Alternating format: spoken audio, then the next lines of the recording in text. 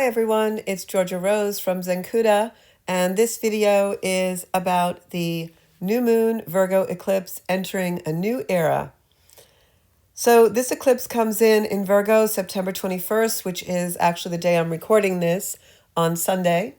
And this new moon Virgo eclipse is the beginning of a completely new era of our lives.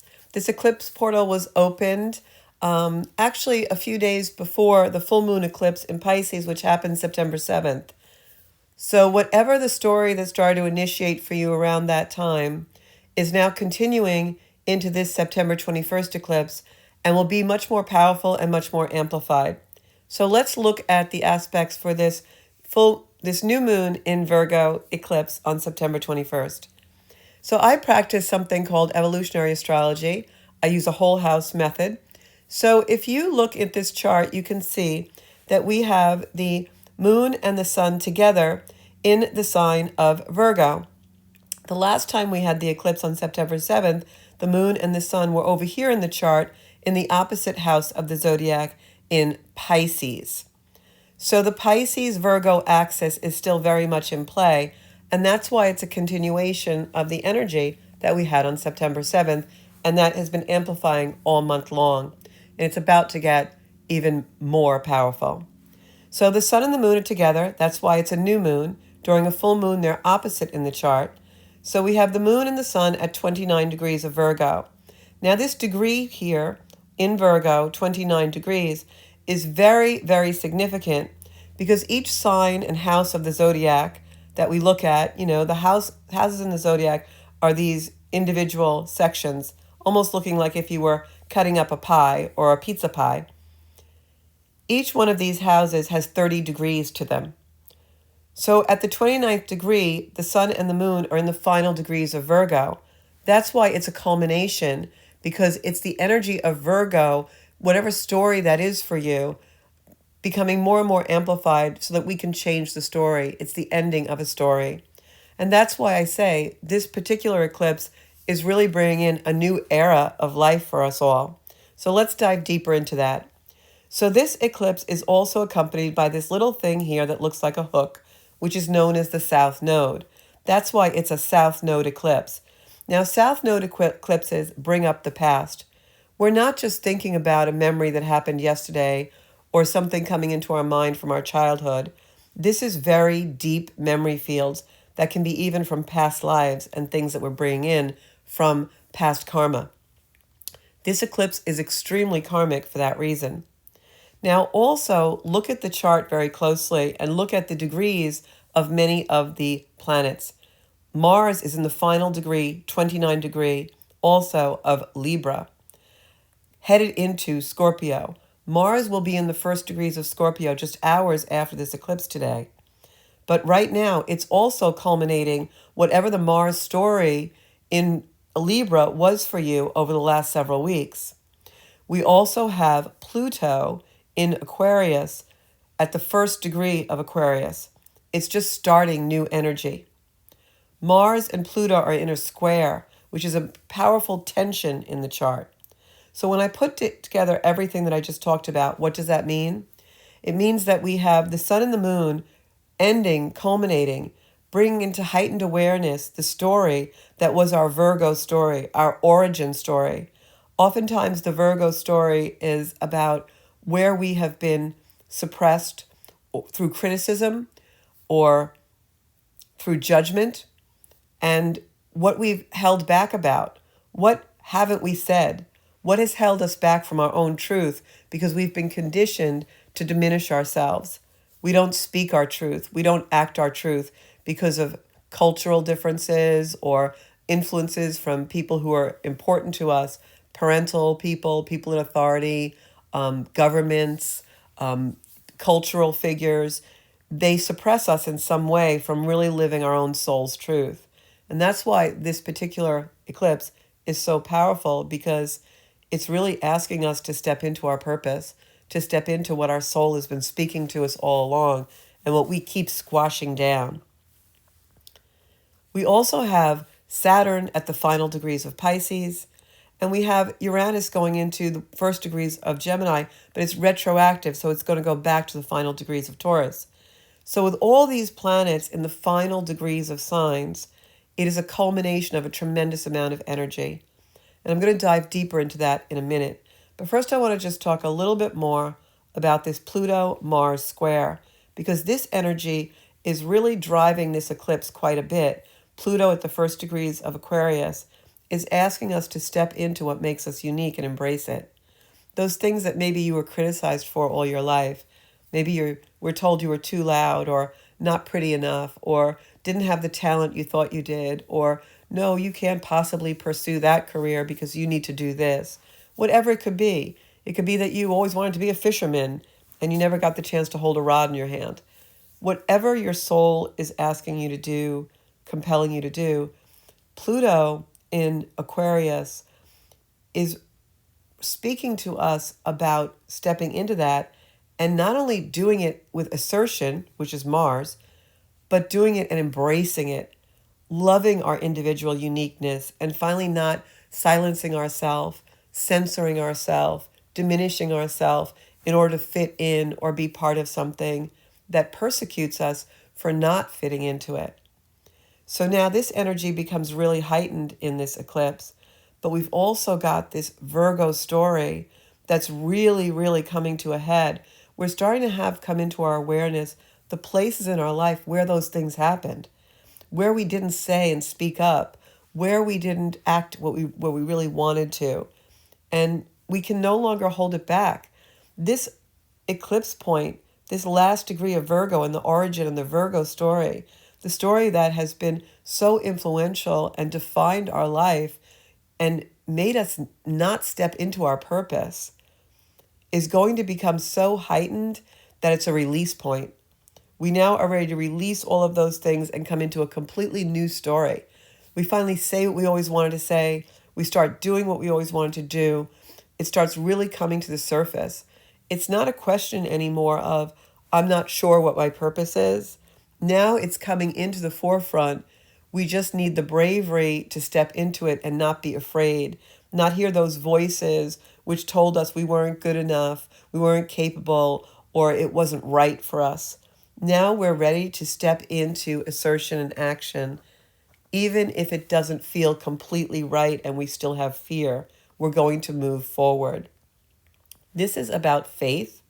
This is about us believing and trusting the flow and knowing that this idealism that we grew up with or that has been ingrained in us for many lifetimes about perfectionism, right? Don't run the marathon till you're absolutely perfectly ready.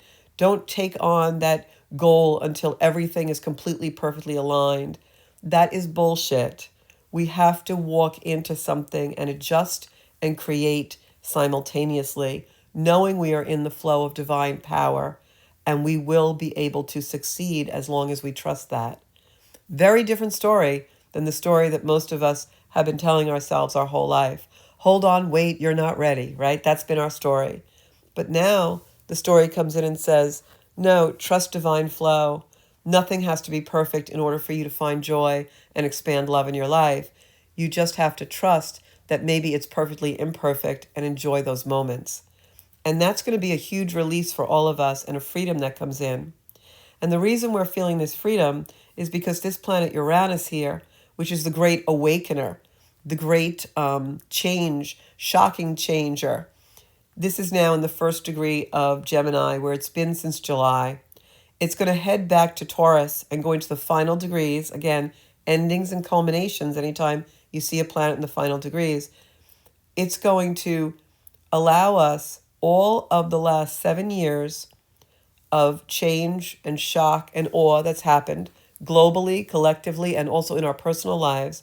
All those shifts that happen, the things COVID ignited in us, the triggers that we've been feeling. It's going to go back to that energy just a little bit so that we can sweep the table clean. That we now, with some of this newfound knowledge, because Uranus has been in Gemini, it's brought us the new perspective, the fresh idea, the air sign, the refreshment of Gemini. It's given us that wisdom, and now retrogrades to go back to Taurus, where everything that's occurred over the last 7 years when Uranus was in Taurus gets looked at with fresh eyes. It's a trip into the past with the glimpses of the future now. So now it's tolerable. We can understand the happening. We understand all of the events and the occurrences of the last 7 years, bringing them forward into the Gemini energy. And that's why it's a new era. We're looking at things with the beautiful uniqueness of Pluto in Aquarius, which just went there at the first degree. We're bringing the perspectives of the Gemini, multiplicity, understanding the paradoxes, seeing contrast and accepting it as two things can be true, and bringing that to all of the things that occurred in the last 7 years with a new perspective. This Charlie Kirk passing is so momentous and so perfectly aligned. It's always a tragedy when anyone passes, but the idea of there being a turning point in life right now is so unbelievably synchronistic. Whether you agree or disagree with the messages of Charlie Kirk is not as important as the fact that his death has brought an awareness to the world of exactly how conflicted and how large the spiritual crisis that we're all in is. Whatever our belief system, I think we can all agree that we need more spirit and more love in our life and more of that in the collective. And this eclipse is going to awaken that in us. But before that becomes a global thing, we have to ignite it in ourselves. And that's what this eclipse asks of us. Release the old story around what has held us back from our truth. Bring up the past with fresh eyes. Release what needs to be released and bring into culmination what needs to end so we can have a fresh beginning. And this is the actual chart of the eclipse and what it looks like. It's a kite formation. Kite formation is when planets get together and all have conversations and energy back and forth, but it's all culminating at the head of the kite. And the head of this kite is Saturn in the final degrees of Pisces here, and Neptune in the beginning degrees of Aries. So what this means is it's assertion with our spirituality. Saturn finally gives us the framework in Pisces, which is connection, going back to the divine source, the source of oneness. And Neptune is the illusion, the delusion, but also the imagination, what is real and what is not. We're starting to see that truthfully and step into a new era of truth. Very, very powerful energy. So we have Mars squaring with this kite formation. We have Mars squaring Pluto here, okay? It's going to move into this area of the chart after it goes into the 29th degree of Libra. It's going to move into Scorpio. We've got the sun and the moon trining. This is a grand water trine here. We have the sun and the moon going into a conversation with Pluto during this eclipse, okay? It's a conversation of ease and flow, so that the sun and the moon are talking to Pluto. What are they saying?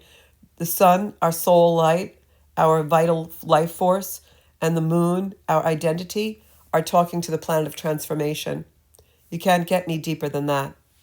The sun and the moon are also having the same type of conversation of flow and new perspective with Uranus here in this blue line. What are they saying? Uranus at the first degrees of Gemini is saying two things can be true. You don't need perfection in order to move forward. You don't need perfection to take action. There can be perfect imperfection in synchronicity, and bring that into our life force and our identity. And the South Node here is showing us what occurred in the past in order for us to change it. Then we have this red line here, which is an opposition. A red line opposition brings in energy that actually shows us where the opposition, the polarity takes place, so that we can integrate the energy. Opposite forces are not things that are different. Opposite forces are polarization of the same energy. What's the energy? It's the Virgo Pisces energy. It's the axis of, I want to be one with source. I need to go back to God or whatever you call the source of creation. But I have criticism and I have judgment in this material world that I live in. How do I integrate this? Well, we integrate that by stopping the self-censorship. Instead of saying and not saying the thing, instead of not saying the things that we want to say them with love, say them in connection with a higher source. What this is saying in a nutshell is meet your higher self with your identity and your life force and the oneness, the connection of Pisces. Bring what you do in this lifetime into connection with source energy so that you can truly meet your higher self on the road to your full potential. What is your purpose? And take action for it and assertion for it. Take responsibility for what matters. What is vital to you? Venus here in the beginning stages of Virgo is coming in to put love and compassion where conflict is. We don't need more criticism on conflict. We don't need more criticism on our procrastination. We need compassion there.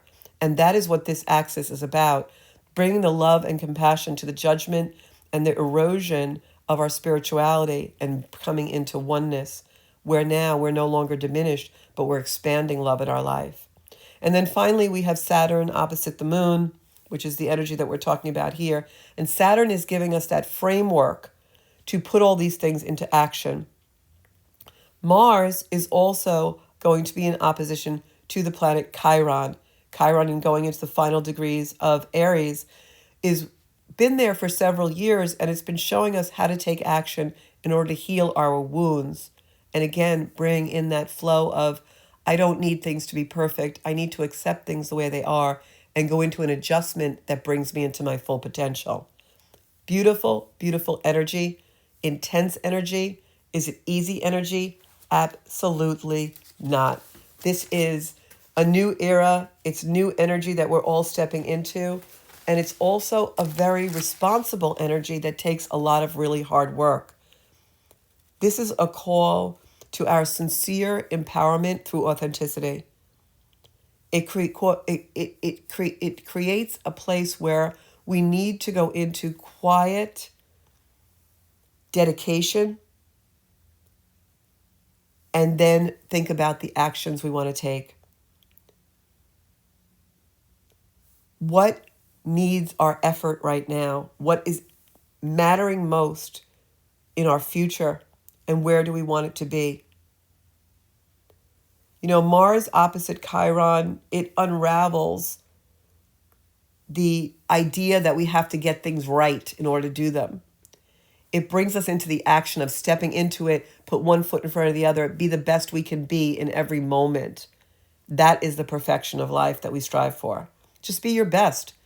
You know, I go to yoga, and some days I'm really on the mat and I'm really focused and I can really be dedicated to my practice, and I feel it, that oneness with yoga and union, and my body feels in flow and I do my best. And then other days I'm just there on the mat and all I can really do is maybe sit and just go into a very slow process of flow. And that's all I got for that day. And that's okay. That's perfect. As long as whatever I got is my full potential. Showing up is the hardest part in this energy. This is tension between something that is changing. So remember that tension is a sign of evolution and embrace it. Give yourself permission to release what you've been holding on to your whole life and what needs to be outgrown. What are the dynamics? We're all being shown what the dynamics that we've outgrown is. At 29 degrees in the final degrees of Virgo, this is the ending and the culmination of that story that has diminished you your whole life, and maybe for many lifetimes. It's time to let go of the grief of Virgo and step into what really is important to us and what we really want to do. So we must release in order to find our emotional truth, because we've been fed a lot of things that aren't our truth, and we've taken that karma on and it's not been ours. So remember, compassion versus criticism, and that's for ourselves.